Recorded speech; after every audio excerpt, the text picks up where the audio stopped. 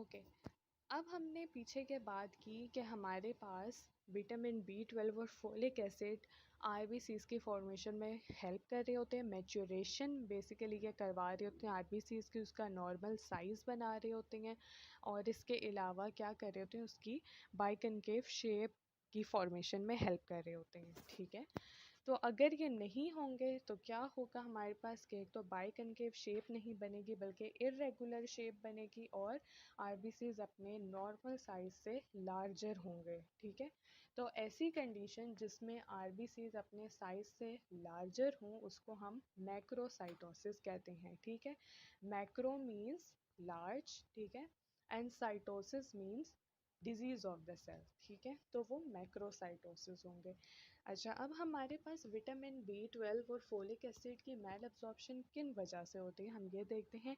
पहले हम ये देखते हैं कि विटामिन B12 की नॉर्मल एब्जॉर्प्शन कैसे हो रही है। ठीक है, तो क्या होता है, हमारे पास स्टमक में एक म्यूकोसल लेयर होती है। ठीक है, that is the inner most layer of the stomach.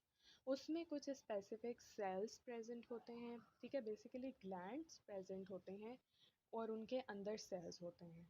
तो ये हमारे पास कौन से सेल्स होते हैं, parietal cells, zymogen cells and mucosa producing cells, जो कि स्पेशल सिक्रीशंस प्रोड्यूस करते हैं जो हमारे पास फूड की डाइजेशन में हेल्प कर रहे होते हैं। तो पेराइटल सेल्स उनमें से एक हैं जो हमारे पास क्या करते हैं कि एक ग्लाइकोप्रोटीन सिक्रीट करते हैं, that is known as the intrinsic factor, जो बाइंड करती है with the vitamin B12 in the food, और फिर पिनोसाइटोसिस के प्रोसेस के थ्रू ये ब्लड में शामिल हो जाती है और उन साइट्स में जाती है जहाँ पे आरबीसीज बन रहे हैं और उनकी मेच्योरेशन करवा रही होती है। ठीक है, तो क्या होता है, parietal cells intrinsic factor release करते हैं, इंट्रिंसिक फैक्टर विटामिन B12 से कंबाइन करती है, पिनोसाइटोसिस होती है और वो ब्लड में चली जाती है, विटामिन B12 देन रिलीज हो जाती है। अच्छा, अब क्या होगा अगर इन म्यूकोसा की या इन सेल्स की कोई एबनॉर्मेलिटी हो गई है, तो क्या होगा कि विटामिन B12 एब्जॉर्ब नहीं हो पाएगा। ठीक है, तो इसी तरह एक हमारे पास सिचुएशन है, that is atrophic gastric mucosa, जिसमें क्या होता है कि म्यूकोसा में कुछ एबनॉर्मेलिटी आ जाती है और पेराइटल सेल्स नॉर्मल जो सिक्रीशंस होती हैं वो प्रोड्यूस नहीं कर पाते, यानी कि इंट्रिंसिक फैक्टर रिलीज़ नहीं कर पाते, जिसकी वजह से विटामिन B12 की एब्जॉर्प्शन भी नहीं हो पाती। और इस डिज़ीज़ का नाम क्या है, हमारे पास इस पूरी डिज़ीज़ का नाम है पर्नीशियस एनीमिया।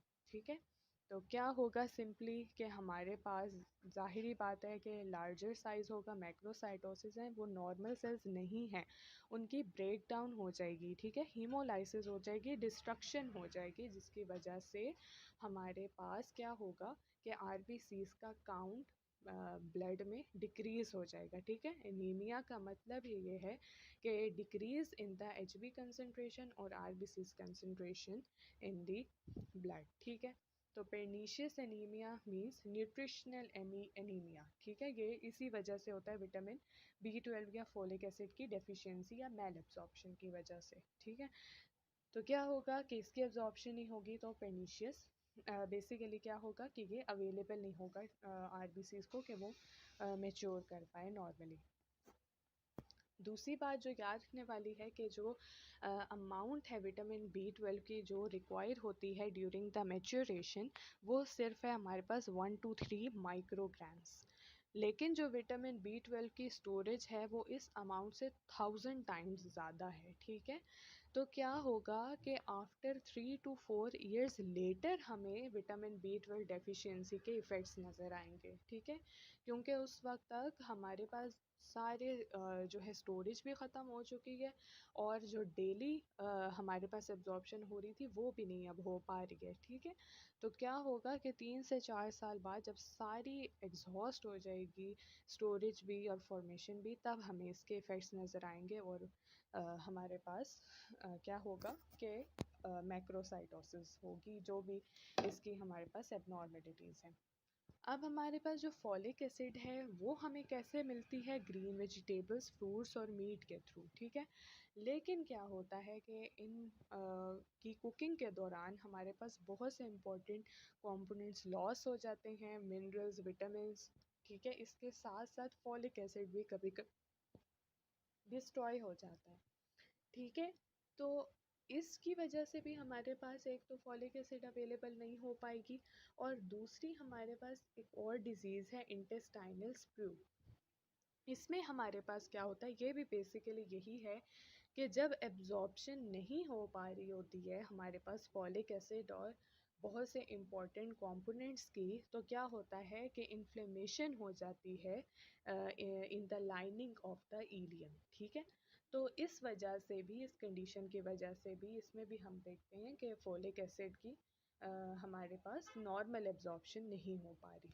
तो अगेन वही होगा कि फोलिक एसिड की भी जब डेफिशिएंसी होगी तो मैक्रोसाइटोसिस ही नज़र आएगा हमें, और ये भी बेसिकली हमारे पास क्या कर रहा है कि अल्टीमेटली जो है एनीमिया करवा रहा होता है।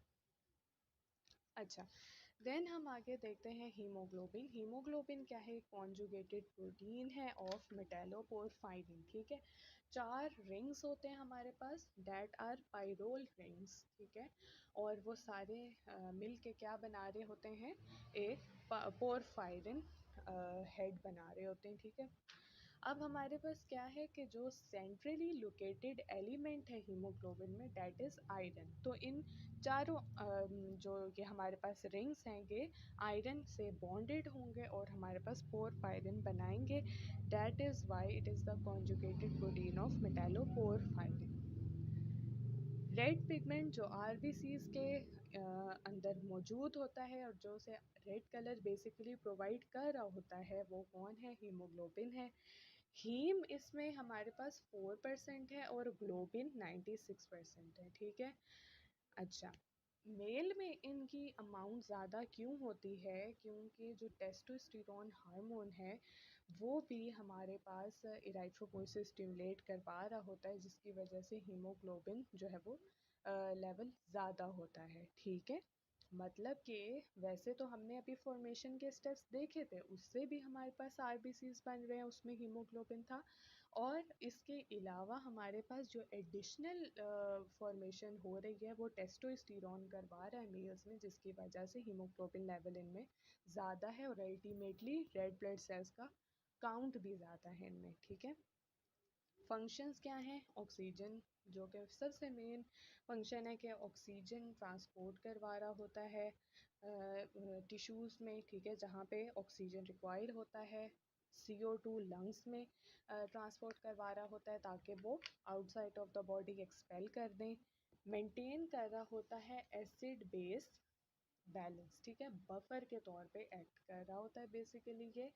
और आयरन तो होता ही, मेन कंपोनेंट जो है इसका आयरन है, और इसके अलावा प्रोटीन्स को भी ये रिजर्व कर रहा होता है। तो हम ये देखते हैं कि हीमोग्लोबिन की फॉर्मेशन कैसे होती है। तो सबसे पहले क्या होगा कि हमारे पास जो एक कंपाउंड है, that is succinyl coenzyme A, that will bind with the amino acid glycine. ठीक है, and it will form pyrrole. ठीक है, जैसे मैंने बताया था ना कि 4 पायरोल मिलके एक पोरफायरिन बना रहे होते हैं, इसका स्ट्रक्चर बना रहे होते हैं। तो क्या होगा कि 2 सक्सिनाइल कोएंजाइम है और 2 ग्लाइसिन मिलके 4 पायरोल रिंग्स बना देंगे।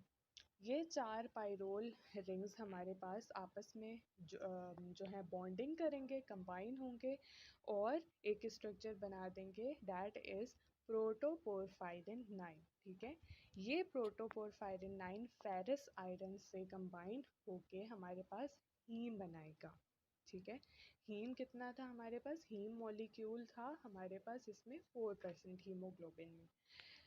ठीक है, हीम बन गया। अब ये पॉलीपेप्टाइड के साथ अटैच हुआ और इसने क्या बनाया, पूरा हीमोग्लोबिन चेन। ठीक है, ये पॉलीपेप्टाइड बेसिकली क्या है, ग्लोबिन मॉलिक्यूल। ठीक है, जो कि 96% था।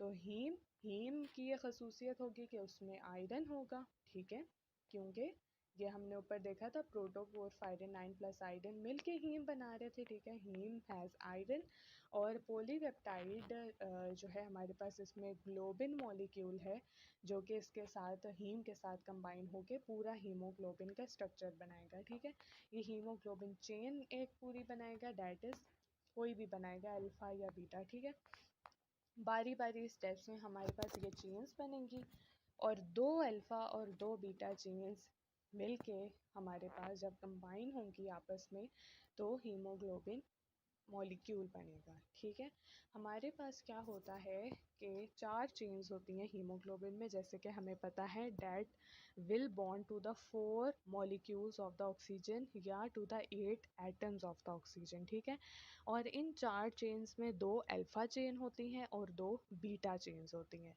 और ये बात मैं कर रही हूँ हीमोग्लोबिन ए मॉलिक्यूल की। ठीक है, बेसिकली हीमोग्लोबिन की 3 टाइप्स होती हैं, haemoglobin A2 and haemoglobin F यानी फीटल हीमोग्लोबिन। ठीक है, अब हीमोग्लोबिन A क्या है, that is the normal haemoglobin and it normal haemoglobin in the adults, और ये 97% ऑफ द टोटल हीमोग्लोबिन बना रही होती है, और इसमें 2 अल्फा और 2 बीटा चेन्स होती हैं। ठीक है, हीमोग्लोबिन A2 हमारे पास 3% of the normal adult haemoglobin बना रही होती है, यानी टोटल हीमोग्लोबिन का ये 3% है, और इसमें 2 अल्फा और 2 डेल्टा चेन्स मौजूद होती हैं। ठीक है, और जो HbF यानी फीटल हीमोग्लोबिन है वो लेस देन 1% है, और ये हमारे पास क्या होता है कि 2 अल्फा और 2 गैमा चेन्स जो हैं कंसिस्ट करती हैं। ये जो फीटस होते हैं ना हमारे पास, उसमें इसकी अमाउंट जो है वो ज़्यादा होती है। ठीक है, जो फीटस है उसमें ये रिवर्स हो जाता है, यानी एडल्ट ह्यूमन है उसमें 97% HbA है, 3% HbA2 है, और लेस देन 1% HbF है। लेकिन फीटस में क्या होगा कि HbF 80% होगा टोटल हीमोग्लोबिन का, HbA 18 टू 19% होता है, और बाकी जो HbA2 है वो हमारे पास 2 या 1% होता है। ठीक है, तो इस तरह से ये हीमोग्लोबिन की 3 टाइप्स होती हैं, बट हम यहाँ पे सिर्फ हीमोग्लोबिन ए ही को देखते हैं, ये वैसे मैंने एडिशनल नॉलेज बता दी। ओके, अब हम जी देखते हैं कि हमारे पास हीमोग्लोबिन या फिर किस तरह से आयरन की जो है वो बेसिकली हमारे पास क्या चीज़ होती है कि आयरन की जो है ट्रांसपोर्ट करनी होती है। ठीक है, आयरन जो है हीमोग्लोबिन से बाइंड होता है, और जहाँ जहाँ आयरन रिक्वायर होता है वो आयरन को रिलीज़ कर देता है। ठीक है, इसके अलावा हमारे पास हीमोग्लोबिन की मैंने कहा था 4 चेन्स हैं, that will bind to the 4 molecules of oxygen. ठीक है, ये हमारे पास लूजली बाउंड होता है विद द ऑक्सीजन। ठीक है, हमारे पास क्या करता है कि ये आयोनिक बॉन्ड के बजाय कोऑर्डिनेशन कोवलेंट बॉन्ड फॉर्म कर लेता है, जिसकी वजह से ये लूजली बाउंड हो जाता है ऑक्सीजन से। ठीक है, और लूजली बाउंड होने की क्या खसूसियत, क्या इम्पोर्टेंस है कि जहाँ भी जिस टिश्यू में भी ऑक्सीजन की डेफिशिएंसी होगी ये इजीली रिलीज़ हो जाएगा। ठीक है, अगर ये टाइटली बाउंड हो जाए तो फिर मुश्किल होगी इसे रिलीज़ होने में, इसीलिए ये लूजली बाउंड होता है। अच्छा, देन आयरन, आयरन बहुत इंपॉर्टेंट कंपोनेंट है बॉडी में। ठीक है, हमें चाहिए होता है डेली जो न्यूट्रिशन है उसमें, और ये हमारे पास 4 to 5 ग्राम्स टोटल क्वांटिटी जो होती है आयरन की, वो बॉडी में 4 to 5 ग्राम्स होती है। ठीक है, अब क्या होता है हमारे पास कि आयरन की जो एब्जॉर्प्शन है उसका भी एक प्रोसेस होता है, उस प्रोसेस के थ्रू वो अवेलेबल होती है जिन सेल्स में ये जिन सेल्स को रिक्वायरमेंट होती है। ठीक है, खसूसी स्टेप्स होते हैं उनके थ्रू ये अवेलेबल हो जाती है। क्या होता है कि आयरन की एब्जॉर्प्शन होती है स्मॉल इंटेस्टाइन से, कैसे होती है वो अभी हम बाद में देखेंगे। आयरन की एब्जॉर्प्शन हुई स्मॉल इंटेस्टाइन से। ठीक है, देन ये प्लाज्मा में आया। ठीक है, आयरन ने एपोट्रांसफेरेंस से कंबाइन किया, और अच्छा यहाँ पे अब सवाल है कि आयरन कैसे आ गया। ठीक है, आयरन का पहले एक तो मैं बता दूंगी कि किस तरह एब्जॉर्प्शन है, दूसरी यही बात है कि ये भी जो हीमोग्लोबिन है उससे लूजली इस तरह से बाउंड होती है कि ये आराम से जो है वो रिलीज़ हो जाए। ठीक है, तो बेसिकली क्या होता है कि हमारे पास जो आयरन है वो स्मॉल इंटेस्टाइन से एब्जॉर्ब हुई, वो प्लाज्मा में गई, और उस आयरन ने एपोट्रांसफेरिन से मिलके ट्रांसफेरिन बनाया। एपोट्रांसफेरिन क्या है? एक बीटा ग्लोब्यूलिन मॉलिक्यूल है और इससे मिल जाएगा आयरन और हमारे पास क्या फॉर्म करेगा? एक अदर मॉलिक्यूल फॉर्म करेगा, that is known as transferrin. ठीक है, ये ट्रांसफेरिन जो है आयरन इससे लूजली बाउंड है। ठीक है, और लूजली बाउंड होने की हर जगह यही खसूसियत होती है ताकि जहाँ पे भी ज़रूरत है वो इजीली रिलीज हो जाए। ठीक है, ट्रांसफेरेंस से आयरन लूजली बाउंड है तो क्या होगा कि ये आयरन जो है वो रिलीज हो जाएगी उन सेल्स में जिनको आयरन की उस वक्त ज़रूरत होती है। और इसके अलावा हमारे पास बोन मैरो सेल्स में ये एक खसूसियत है कि ट्रांसफेरेंट डायरेक्टली आयरन को ट्रांसफ़र करता है, आयरन को माइटोकॉन्ड्रिया में ट्रांसफ़र करता है ताकि वो हीम सिंथेसाइज कर सके। ठीक है, उन सेल्स में तो कर ही रहा है ना जहाँ पे आयरन की रिक्वायरमेंट है। इसके अलावा वो खसूसी तौर पे जो बोन मैरो सेल्स के माइटोकॉन्ड्रिया हैं उनको डायरेक्टली जो है ट्रांसफेरेंट आयरन प्रोवाइड कर रहा होता है टू सिंथेसाइज हीम। ठीक है, बाकी जिन सेल्स को ज़रूरत होगी सिर्फ उसी को आयरन ट्रांसपोर्ट होगी। ठीक है, अब ट्रांसपोर्ट के बाद जितनी आयरन बच गई है वो कहाँ जाएगी? That will store in the liver और the reticuloendothelial cells of the bone marrow.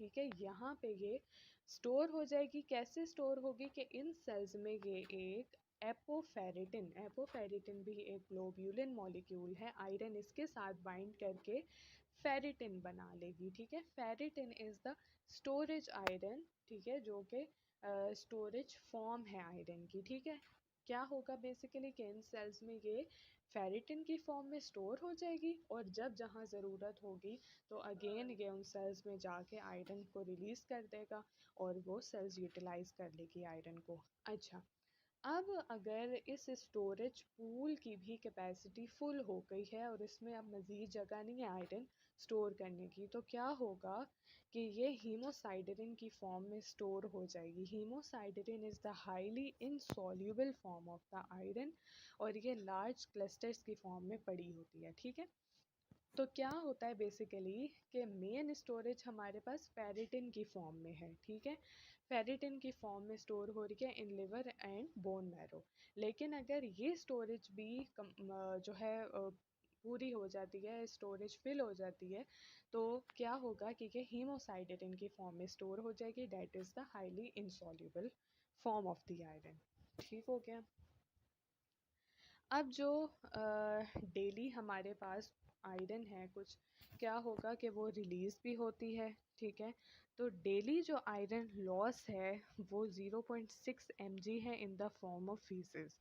और इसके अलावा मेंस्ट्रुअल साइकिल में इन द फीमेल्स हमारे पास उस साइकिल के दौरान भी आयरन रिलीज़ हो रही होती है, that is 0.7 mg per day. ठीक है, अब क्या होगा कि हमारे पास जो आयरन ये स्टोर हो गई है। ठीक है, एक्स्ट्रा जो भी आयरन थी कुछ जो है आयरन उसने एक्सक्रीट आउट हो गई, वो 0.6 mg। ठीक है, वो बेसिकली मेन फीस की फॉर्म में जो है बेसिकली क्या होता है कि रिलीज़ हो जाती है, क्योंकि बेसिकली जो आयरन है वो बाइंड हो रही होती है इन द ड्यूडेनम। ठीक है, तो हो सकता है कि कुछ आयरन उस वक्त हमारे पास स्टोर ना हुई हो। ठीक है, जो आयरन है कुछ स्मॉल इंटेस्टाइन से एब्जॉर्ब ना हुई हो, सारी आयरन जितनी भी अवेलेबल थी, तो क्या होगा कि वो सिंपली एक्सक्रीट आउट हो जाएगी। ठीक हो गया। अब इंटेस्टाइनल ट्रैक्ट में कैसे एब्जॉर्प्शन हो रही थी आयरन की, कि लिवर ने सिक्रीट किया था एपोट्रांसफेरिन इनटू द बाइल। ठीक है, एपोट्रांसफेरिन बीटा ग्लोबुलिन मॉलिक्यूल किसने रिलीज़ किया था? लिवर ने रिलीज़ किया था बाइल में। फिर ये बाइल जो है वो बाइल डक्ट से फ़्लो करके बेसिकली लिवर जो है बाइल देन रिलीज़ करती है इन द बाइल डक्ट, और ये फ़्लो करके कहाँ गई? ड्यूडेनम में, ताकि ज़ाहिर ही बात है कि जीआईटी में ये प्रोसेस होता है कि एक्स्ट्रा जो भी बाइल वगैरह है वो एक्सक्रीट आउट हो सके। ठीक है, तो जब बाइल डक्ट से ये बाइल ड्यूडेनम में गया तो उसमें एपोट्रांसफेरिन भी मौजूद था। ठीक है, इस एपोट्रांसफेरिन ने क्या किया कि वहाँ पे पहले से मौजूद फ्री आयरन के साथ ये बाइंड कर गया। ठीक है, फ्री आयरन के साथ भी ये बाइंड कर सकता है। इसके अलावा जो मीट में हीमोग्लोबिन या मायोग्लोबिन प्रेजेंट है उससे उसके आयरन से भी ये बाइंड कर सकता है। ठीक है, बाइंड करने के बाद इसने वही ट्रांसफेरिन मॉलिक्यूल बनाया। अच्छा, फिर ये हमारे पास क्या होगा कि ट्रांसफेरेंट मॉलिक्यूल बनने के बाद हमारे पास क्या होता है कि जो इंटेस्टाइन की एपिथेलियल सेल्स हैं उनमें कुछ रिसेप्टर्स होते हैं। तो ये ट्रांसफेरेंट उन रिसेप्टर्स के साथ अटैच हो जाएगा और बाइंड कर लेगा। ठीक है ना।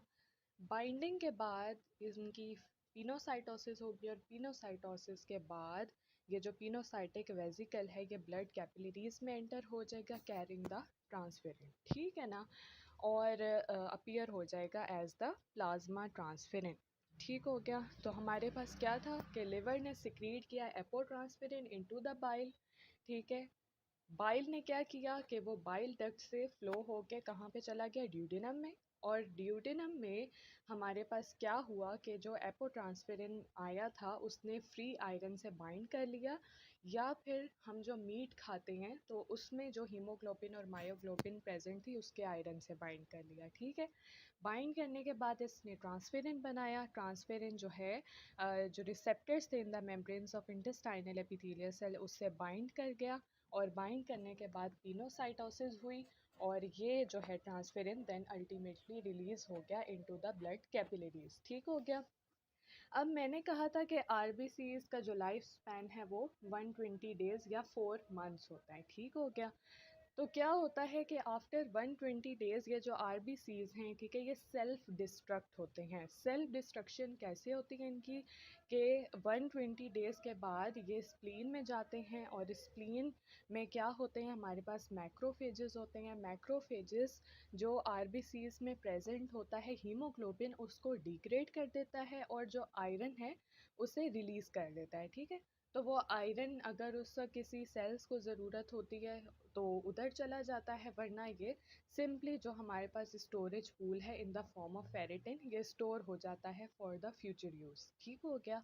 और जो हमारे पास हीमोग्लोबिन डिग्रेड हुआ था वो हमारे पास जो लिवर के कपवर सेल्स होते हैं वो इन्हें कन्वर्ट कर देता है इनटू द बिलीरूबिन, और बिलीरूबिन देन बाइल में जाता है, और बाइल में से ये इंटेस्टाइन, और इंटेस्टाइन से आउटसाइड द बॉडी ये रिलीज हो जाता है। ठीक हो गया। तो इस तरह से इनकी जो है जब लाइफ स्पैन पूरा होता है तो ये इस तरह से डिस्ट्रक्ट हो जाते हैं। अच्छा, एक जो इम्पोर्टेंट बात जो मैंने की थी कि हमारे पास क्या होता है कि जो विटामिन B12 हैं और हमारे पास फॉलिक एसिड था। ठीक है, तो आरबीसीज की मेच्योरेशन में ये बहुत इम्पोर्टेंट इनका रोल होता है और ये चाहिए होते हैं।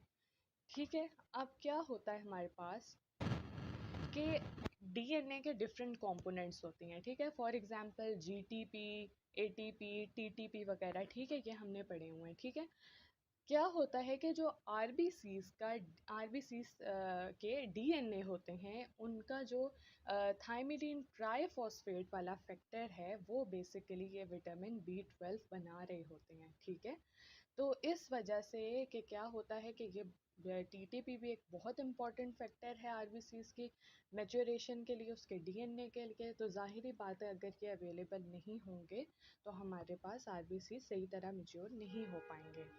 और एक और इम्पॉर्टेंट बात, लास्ट चीज़, एक सबसे ज़रूरी बात ये है कि हमारे पास ब्लड में डिफरेंट जो हमारे पास ब्लड सेल्स और प्लाज्मा है उनका कितना कंटेंट होता है, और हम उन्हें क्या कहते हैं। तो फॉर एग्जांपल, ठीक है, ये मैंने एक टेस्ट ट्यूब ले ली। अ, हमने क्या किया कि सेंट्रीफ्यूजेशन करवाई। ठीक है, ब्लड सेंट्रीफ्यूज होने के बाद डिफरेंट कंपोनेंट्स में डिवाइड हो जाएगा। ठीक है, अब क्या होगा कि जो सबसे ऊपर कंटेंट प्रेजेंट होगा हमारे पास, ये इतना यहाँ से लेके यहाँ तक, ये जो सबसे ऊपर कंटेंट प्रेजेंट है ये होगा हमारे पास प्लाज्मा।